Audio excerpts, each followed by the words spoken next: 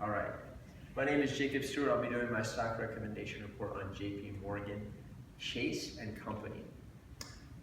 So first off, JP Morgan Chase, they sell on the New York Stock Exchange. Their current price is 63.39, which is the highest among financial services and banks who are large enough to be key competitors in the market.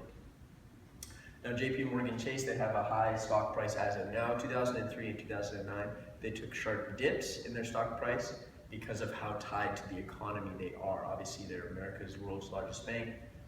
Something happens in America to the economy, even the world economy, very quickly affects JP Morgan. So keep that in mind as going forth in terms of thinking about if we want to buy, sell, or hold. Now, I recommend that you hold the stock you have. There are not a lot of indications that JP Morgan is going anywhere anytime soon. I think the positive trend will continue, but it's what we're going to call a slow grower. So we'll get right into it. They're a slow grower. They have obviously a huge number of sales, huge assets. They do a lot of business. They pay out their dividends faithfully, but at the same time, there's not going to be big changes in terms of upwards or downwards movement. So their price earnings ratio for last year was 11.18.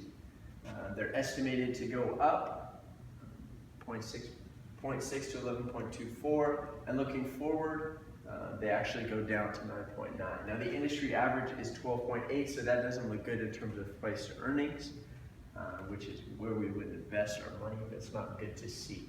So that's why I'm asking you to hold. People don't want to invest quite yet.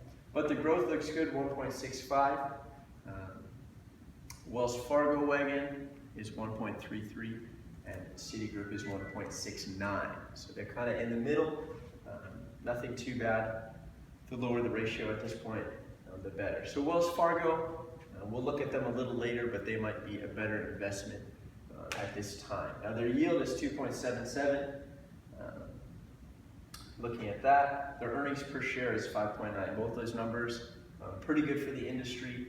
Their sales, 5.196. So that is huge. They're what they're called a dividend payer, and you want to have, in that respect, you want to have at least $1 billion in sales. They have 51, so huge. They definitely cover that criteria, and they'll be paying steady dividends for a long time to come. Their quarterly earning growth since last, 6.7%, that is also good. Their profit margin is 27.32 and their operating margin, 36.7. So those numbers, nothing jumps out of the page right away, but they look pretty steady. Now we're going to talk about some other statistics. These are kind of bonus ones, but these, in terms of looking at a stock's attractiveness, these are very important.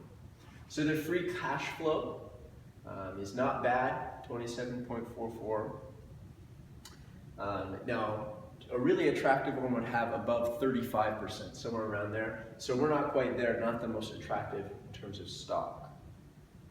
Now their net cash position is should be around 30%. That means that their current cash and marketable securities is put against their long-term debt. So they have a lot of long-term debt, not a lot of cash on hand. So that is kind of a red flag, but also not too important in terms of the industry they're in. Their return on equity is actually pretty good, 9.9. Return on assets, you want them to have at least a minimum of 1%. This measures their effectiveness as a financial intermediary. So they're not quite there. And their equity assets ratio, we wanted this to be, you want this to be at least 5%.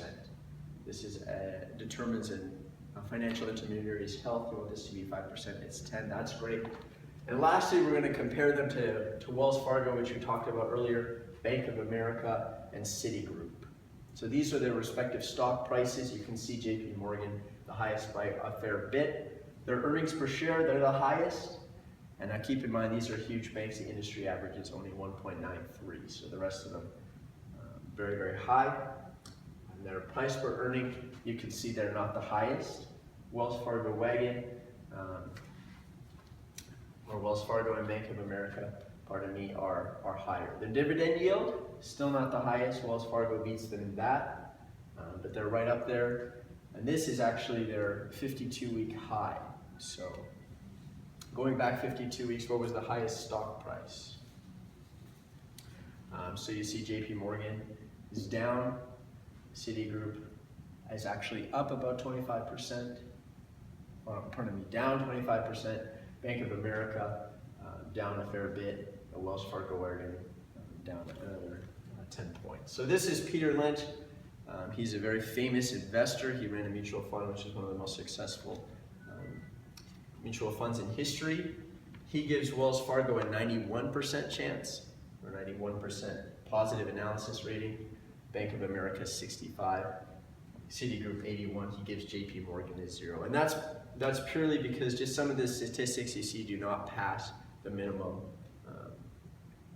criteria for being an attractive stock. So I'm not saying go out, nothing here is saying go out and buy JP Morgan. They'll be around for a long time. So if you had a kind of a diverse portfolio, put some in JP Morgan.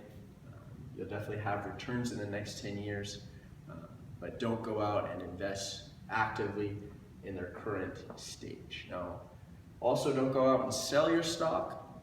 There's nothing here that would indicate that.